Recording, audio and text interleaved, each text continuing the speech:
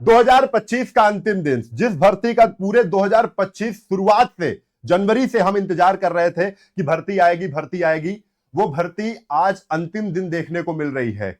आप सभी लोग जानते हैं काफी अच्छी संख्या में पद है, 32,679, बड़ी अच्छी बात है। लेकिन कहीं ना कहीं यहां पर दुख की भी बात है कि जनरल कैटेगरी वालों को एज में छूट नहीं दी गई है। बिल्कुल। तो ये सारी चीजें देखते हुए आप लोगों को मैं बता देता हूं, ये छूट का पूरा क्राइटेरिया इन्होंने दिया हुआ है कि यहां पर बात की है सामान्य श्रेणी के लिए 2/7/2003 से 1/7/2007 तक, यानी 22 वर्ष का अगर जनरल कैंडिडेट है तो वो फॉर्म अप्लाई कर सकता है। वहीं पर 5 साल की छूट दी जाती है अन्य कैटेगरी में, जैसे आप अगर ओबीसी में है, एससी में है, ओबीसी में है तो आपको 5 साल की छूट मिलती है।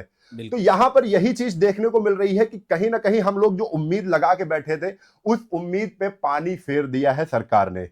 तो दुर्गेश सर बताइए, जो नोटिफिकेशन आया है इससे आप कितना संतुष्ट हैं, और जो बच्चे कॉल करके आपसे पूछ रहे हैं कि सर इस बार क्या हो सकता है क्या नहीं हो सकता है, तो बताइए सर। बिल्कुल भी इसके ऊपर संतुष्ट होने वाली तो कोई विषय ही नहीं है कि इसमें संतुष्टि जताई जाए। कारण उसका यह था, कई एक ऐसे बच्चे थे जिनका लग रहा था कि अभी वो 1 साल का ओवरेज हो गया, तो उनसे बात कही भी गई थी कि बच्चे कोई बात नहीं, परेशान मत होइएगा, जब हर आयु वर्ग के छूट की बात करी जा रही तो आपको भी इस आयु वर्ग में छूट मिलेगी। और 22 वर्ष की आयु इस बात को प्रश्न चिन्ह तय नहीं करती कि आप इसके बाद फिजिकली फिट नहीं है जनरल कैटेगरी का कोई बच्चा कि 22 साल के बाद आप फॉर्म नहीं भर पाएंगे। तो कम से कम इनको 3 वर्ष की छूट तो जनरल कैटेगरी को भी देना चाहिए था, ईडब्ल्यूएस को दे।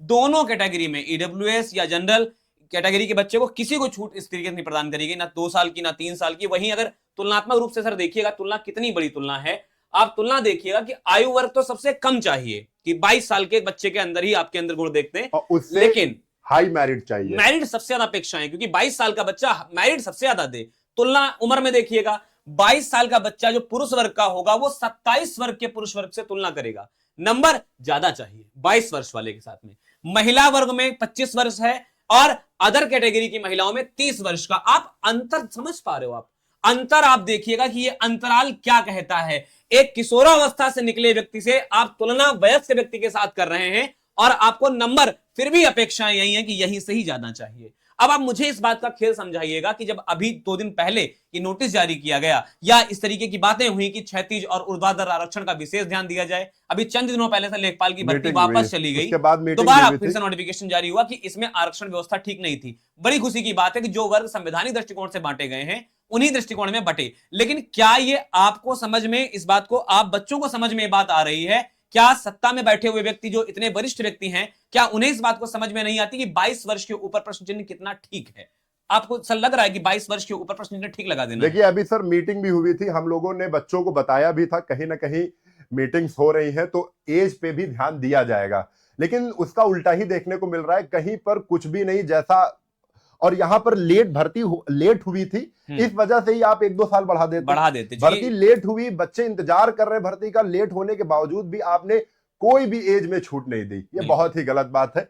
आप लोग देख सकते हैं यहां पर केवल सामान्य श्रेणी और ईडब्ल्यूएस में ही कोई छूट नहीं है और सभी श्रेणियों में छूट है। ओबीसी हो या एससी हो या सबने 5-5 साल की छूट दी गई सब में 5 वर्ष की छूट है। ठीक है, तो आप खुद बताइए, कमेंट करके बताइए कि कहां सही। और मैं तो सर उन बच्चों से कह रहा हूं जो अन्य कैटेगरी की कितना जायज है। हाँ, कि आप ही लोग बताइए कि आप लोग भी थोड़ा सा देखिए कि 22 साल और 27 साल में कैसे कंपटीशन संभव है, क्योंकि हम बात करते हैं एक जगह पर समानता की, ठीक है, और यहां पर 22 साल के बच्चे से 27 वर्ष के बच्चे की कंपटीशन हो रहा है। तो आप लोग खुद कमेंट करके बताइए, जनरल वाले भी कमेंट करिए कि क्या हो सकता है, आपकी राय क्या है और क्या सही हो सकता है, कमेंट करके बताइए।